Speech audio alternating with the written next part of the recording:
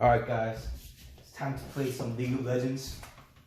Awesome. I've been waiting all day for this. Let me just log on. Oh no, all of our passwords have been reset.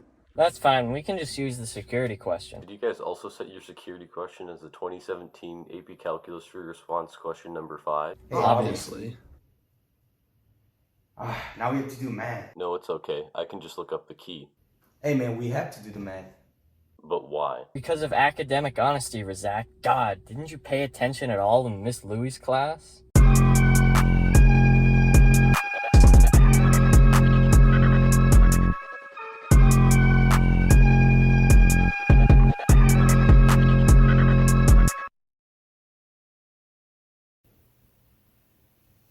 So part A of the security question states that for t which is greater than or equal to 0, but less than or equal to 8, when this particle p moving to the left. And the key concept here is to recognize that velocity is a vector quantity. So when velocity is negative, the particle is moving to the left, but when velocity is positive, the particle is moving to the right. So what this question is really asking is when is velocity negative? Because velocity being negative implies that particle is moving to the left. So we're given the position function, which is natural log of t squared minus 2t plus 10. So when we take the derivative of this position function, we can get the velocity function, which is 1 over t squared minus 2t plus 10. And we do the chain rule of this function, and we get 2t minus 2. So velocity function is going to equal to 2t minus 2 over t squared minus 2t plus 10. Now we also have to find the critical points to know where velocity is positive and where velocity is negative. And remember, the critical point occurs when function equals to 0 or when function is undefined. So we first set this function equals to 0, then we get 2t minus 2 equals 0. 2 times t minus 1 equals to 0, so t is 1. And also when function is undefined, t squared minus 2t plus 10 equals to 0. And I put this function into a vertex form, and I got t minus 1 squared plus 9 equals to 0, so vertex is at 1, 9. And since this function is positive, facing upwards, this also implies that this function never touches the x-axis. So this function is always positive for all t and never 0. So we don't have to worry about when this function is undefined. And so now we know that the critical point is when t equals 1. We do the sign chart and we determine that from left of 1, velocity is negative. From right of 1, velocity is positive. So finally we can say that velocity is negative when t is greater than or equal to 0 and less than 1. Not less than or equal to 1, because when t equals 1, velocity is 0.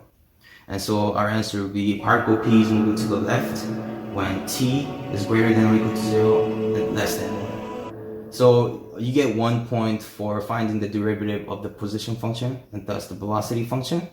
And you get 1 point for identifying the correct interval. So this is a 2-point question.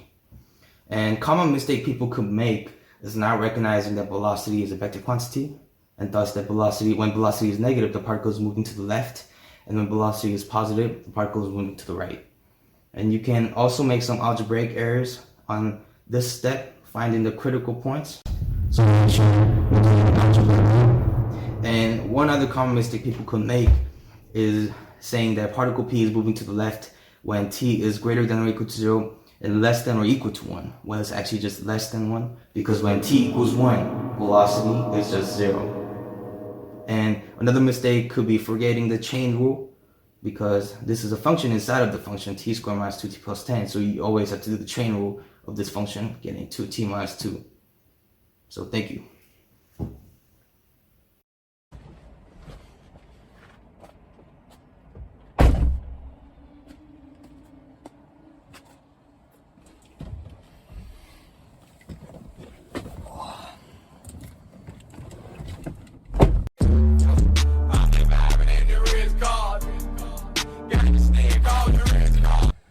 Okay, so for part B of the FRQ, the question is for the interval 0 is less than or equal to t is less than or equal to 8. Find all times t during which the two particles travel in the same direction. And the first important thing to know how to do this question is to know that in order for particles to be traveling in the same direction, their velocities have to have the same signs. That's because velocity is a vector quantity. So if they're both positive, they're both going the same direction of right. If they're both negative, they're both going the same direction of left.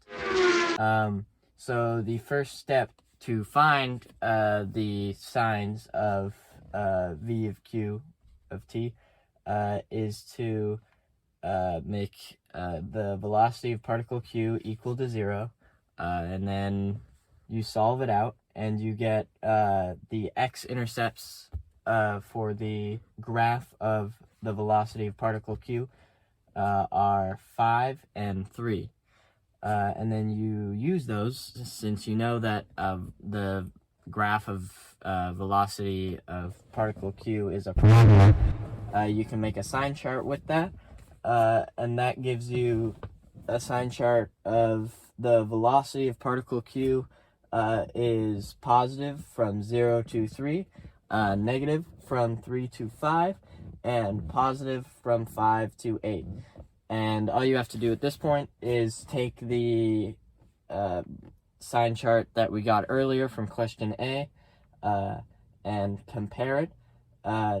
So you compare the velocity of particle P to the velocity of particle Q, and you match up the intervals at which they are both the same sign. And that gives you 1 to 3 and 5 to 8. And an important thing to remember is that because at 1, 3, and 5, these are all at points where on one of the graphs it's intersecting at the x-axis, and at the other graph it is not. Those are all less than. Those are not less than or equal to. But at 8, it is less than or equal to, because they're both above at the end of the interval. So you end up with the answer of the particles are moving in the same direction on the interval of 1 is less than t is less than 3, and 5 is less than t is less than or equal to 8, since the velocity of particle p and the velocity of particle q have the same sign on these intervals. So this is a 2-point question. You get 1 point for identifying both of these intervals, and you get 1 point for the analysis, which is stating that they're on this interval and they are the same because their velocity is the same signs. So common mistakes to make for this question would be only putting one of the intervals here. So if you only found the interval for the velocity of particle q, and you did not compare it against the velocity of particle p, you would lose 1 point, so you get 1 out of 2 points on this question. And if you don't do the analysis, so if you don't say, since they have the same sign on these intervals, you miss both points for the question. And another common mistake that you could make would be only recognizing the interval of 5 to 8 and ignoring the interval of 1 to 3, since there's a gap of a negative interval between them. So that's the major fracture. So for part C of this question, you want to find the acceleration of particle q at time t equals 2, and you want to determine whether the speed of particle q is increasing, decreasing, or neither at time t equals 2, and you want to explain your answer with reasoning.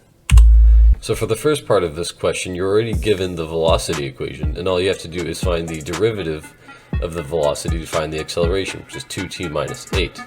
You then want to, because we're finding the acceleration at time t equals 2, you want to plug in the 2, and you'll find that your answer is, your acceleration at time t equals 2 is negative 4.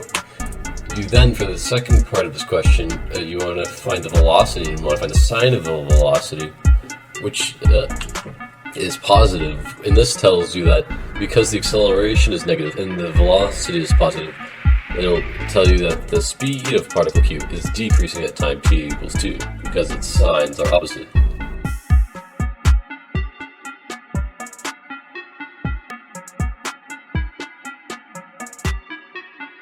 Now this is a 2-point question, and you'll receive 1 point for giving the correct acceleration at time t equals 2, and you'll receive another point for stating that the speed of particle q is decreasing at time t equals 2, and giving the correct reasoning for why it's decreasing.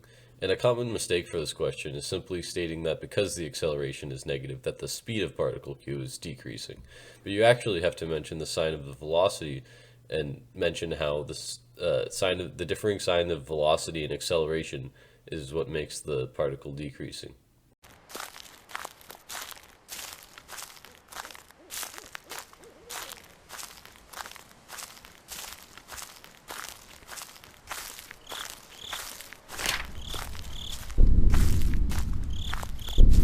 So for part D, we find the position of particle Q the first time it changes direction. We can plug 3 in for t into the equation, take the integral, sub in xq of 0 for 5, solve the equation, and it comes out to 23, so the object changes direction at t equals 3 because that's the first time the velocity flips. So I took the antiderivative for the scoring guidelines, use the initial condition, and the answer is correct. So this would be the correct solution. So answer to this question would be that the position of particle Q the first time it changes direction is going to be 23. And so you get 1 point for using initial condition, 1 point for correctly using antiderivative, and 1 point for the correct answer, 23. A common mistake people could make is saying that it changes direction at t equals 3 when the question was actually asking the position of the particle when the first time it changes direction. Thank you. Alright guys, now that we answered the security question, we can play League of Legends. Oh no, the servers are down. Oh no.